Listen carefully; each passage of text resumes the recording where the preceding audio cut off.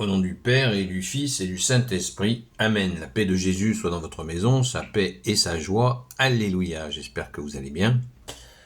Eh bien, nous poursuivons l'évangile selon saint Matthieu, chapitre 23, versets 23 à 26. En fait, j'ai lu le 23 hier alors qu'il n'était pas prévu.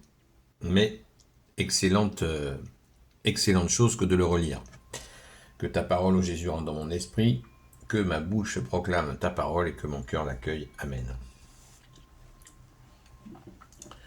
Malheur à vous, maîtres de la loi et pharisiens hypocrites, vous payez la dîme jusque sur la menthe, l'anis et le cumin, mais vous oubliez ce qui a le plus de poids dans la loi, la justice, la miséricorde et la foi.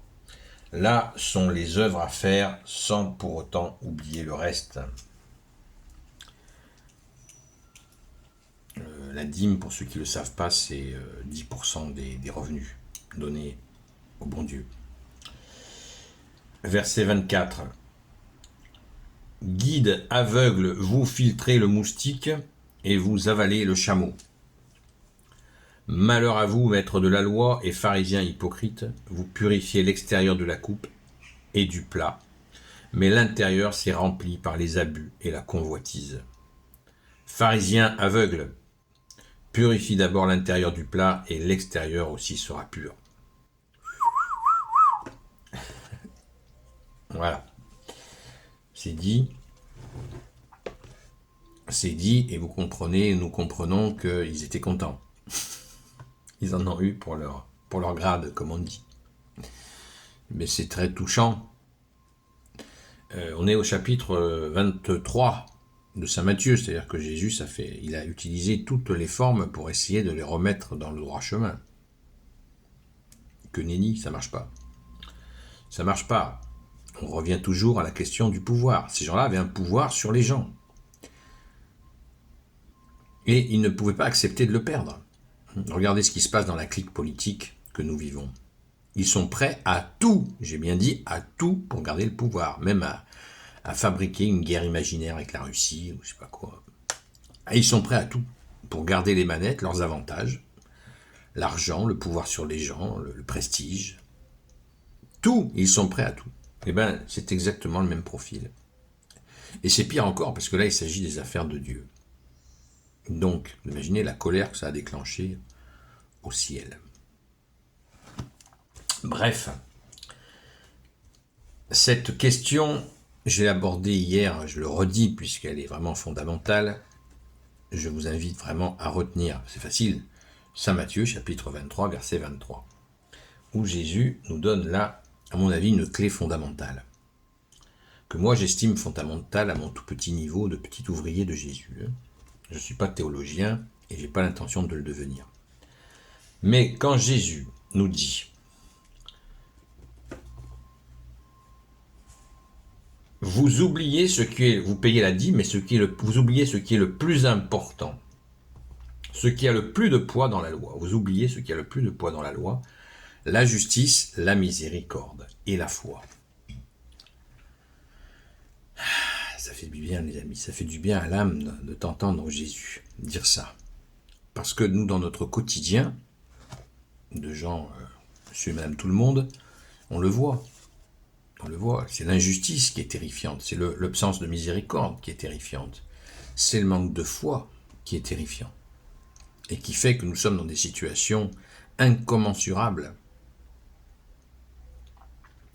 Et là, Jésus rappelle ces trois aspects. Alors, il ne parle pas de l'amour, mais l'amour est attaché à la justice et à la miséricorde, évidemment. On l'a compris. Merci Jésus.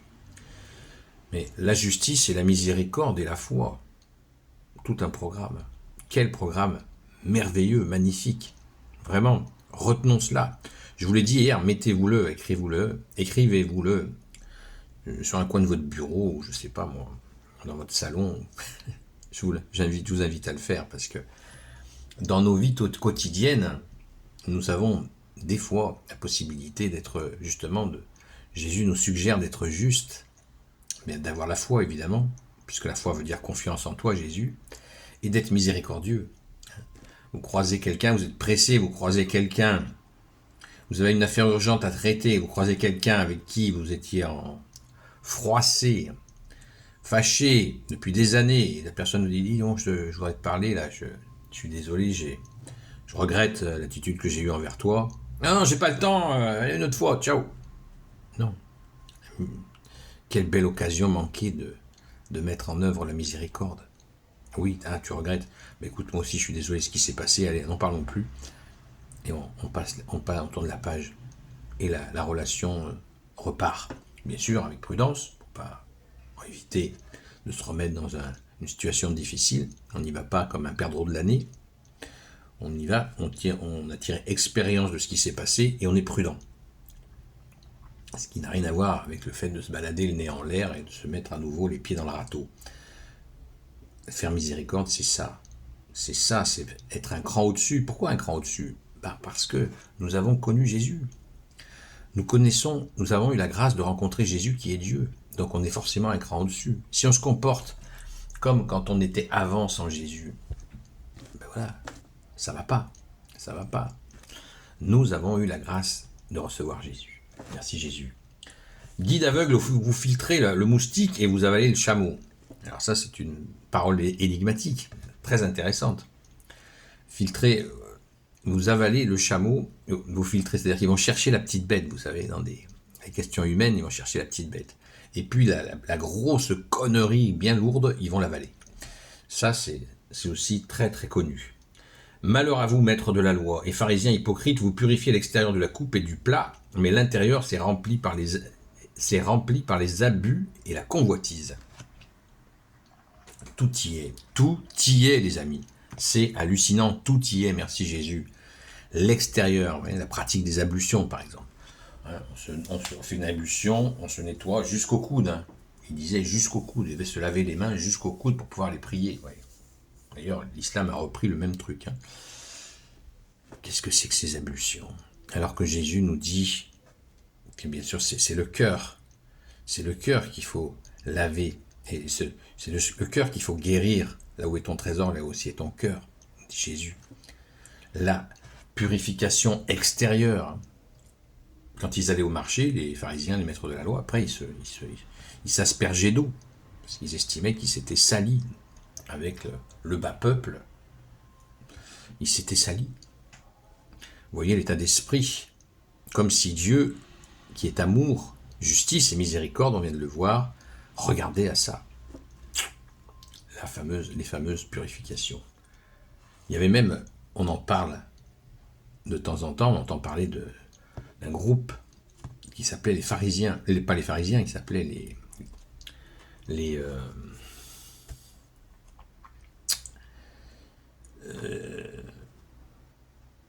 le nom m'échappe. C'était pas les pharisiens, c'était pas les maîtres de la loi, c'était les Esséniens.